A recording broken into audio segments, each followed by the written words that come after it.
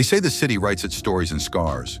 Bullet holes, shattered shop windows, whispered warnings at winding turns of council quarters. For two estates locked in a quiet war, South Kilburn and Mozart, their histories are etched into the bricks and alleyways that both bind and divide them. What began as neighborly difference morphed into evolving wars of identity, alliances, and unfinished business. South Kilburn, rooted in Brent, has long borne a reputation for hardship.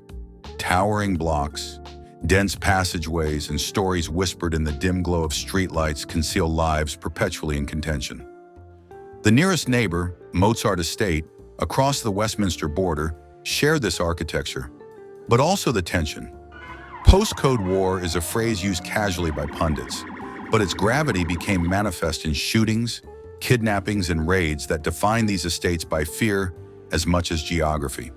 In the 1990s, those blocks were bound by camaraderie, shared protective crews, fluid affiliations, kinship among youth from South Kilburn, Ladbroke Grove, Mozart, Stonebridge, Kensal Green.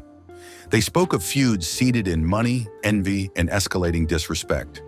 The violence grew quietly at first, fights, robberies, slashed tires, but the wound turned deep.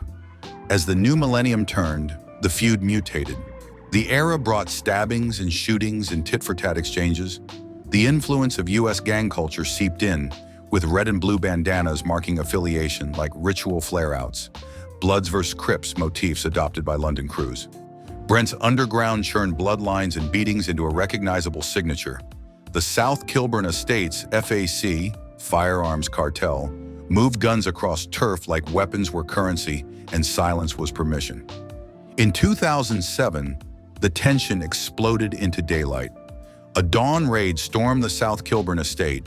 500 officers descended to dismantle what press called an untouchable gang. Homes were battered, arrests were made. Still, the feud endured. Mozart retaliated, South Kilburn hit back. The cracks widened. Teenage Dirk, mistaken for a rival, was shot dead, leaving a KFC on Harrow Road, a victim of postcode chaos. Then came harrowing collateral loss. In 2013, Sabrina Moss, a 24-year-old celebrating her birthday on Kilburn High Road, was killed in a hail of bullets fired by the Kensal Green boys. Their target was a group of South Kilburn gang members. Among the wounded were partygoers and innocent bystanders. The shot rang not as a gunfight, but as an echo of escalating indifference. Violence came without warning. In 2017, Mohana Abdo, a 20-year-old with no gang affiliation, was slain by a stray bullet while with friends on the estate. Her death became the most devastating testament to a war waging itself on children's daylight games. The Mozart Estate had its own share of horror. Once nicknamed Crack City, its facade of red brick uniformity hid wounds of addiction, outreach failure, and drift. Social workers would later lay blame in geography as much as history. Mozart sat between Westminster, Brent, and Kensington. Its youth ran with nowhere to go. Evening gatherings dissolved into confrontations. Postcode wars had etched a border in air, not brick. Back and forth, the violence churned through years. In 2010, Daniel Omari Smith, a 22-year-old electrician, was gunned down in Harrow Road, mistakenly.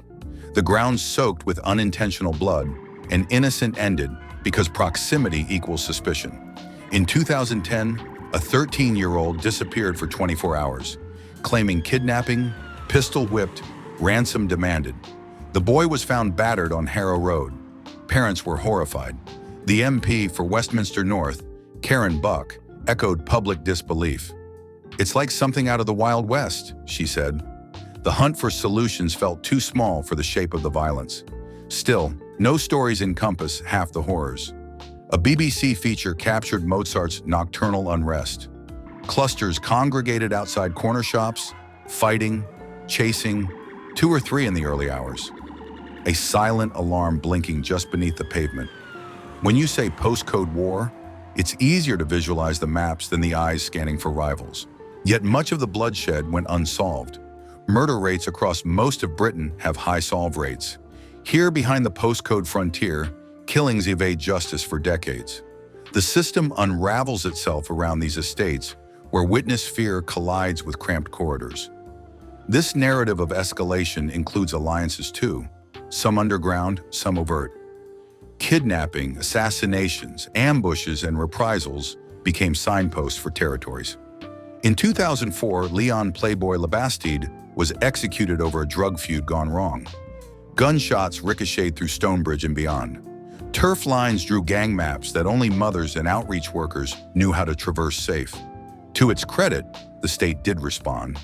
Operation Saunton in 2007 and a follow-up raid in 2011 shook the cartel structures.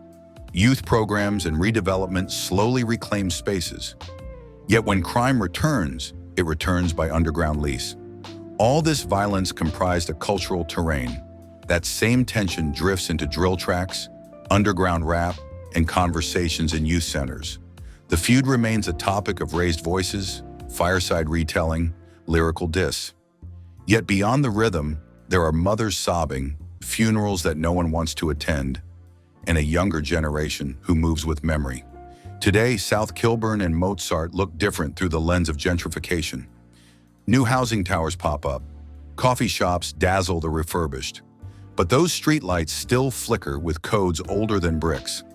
Tourists might pass through unaware, but listen for the echo of sirens that once sounded nightly.